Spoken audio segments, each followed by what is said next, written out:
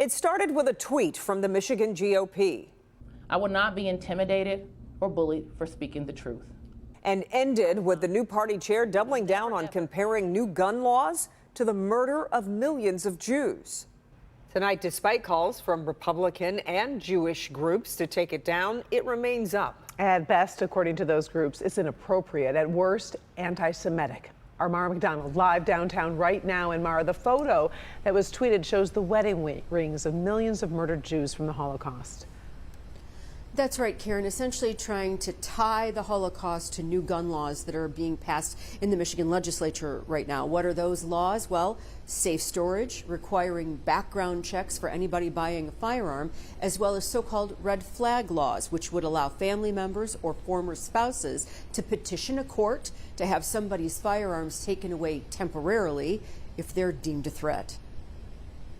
The leadership of the Michigan GOP likened those new gun laws to disarming the citizenry and put this out on Twitter. Before they collected all these wedding rings, they collected all the guns. We have a fantastic communications team. And the thing about it is I stand behind the statement. New party chair Christina Caramo, despite being criticized for being unhinged by Dems and inappropriate by Republican groups like the Republican Jewish Coalition, who called this a trivializing of the Holocaust, told reporters she sees nothing wrong here. I was pointing to a historical event, as we would point to other historical events all the time.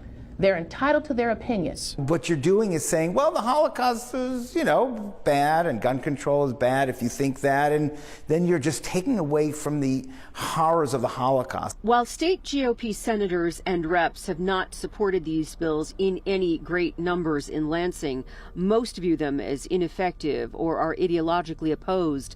None have taken it to where the state party went today. Back here live. So what the final language in these bills is going to look like as of this hour remains unclear. That's because both of these chambers are passing their own versions, and they're going to have to decide what the final looks like that they will send to the governor. We are downtown. I'm Mara McDonald, Local 4. All right, we appreciate it. Thank you, Mara.